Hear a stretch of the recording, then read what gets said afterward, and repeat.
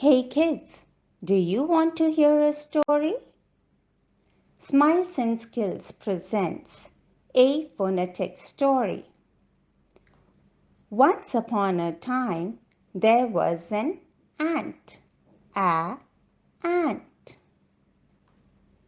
She lived in an anthill. A anthill. One day, she saw a woodcutter with an axe. A axe. The woodcutter was going to cut an apple tree. A apple tree. She quickly called her friend Ape to stop the woodcutter from cutting the tree. Ape. The ape scared away the woodcutter. The ant and the ape sat and ate lots of apples together. Apple.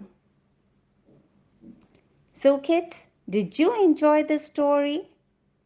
Presented by Smiles and Skills. True learning takes place when you see a smiling face.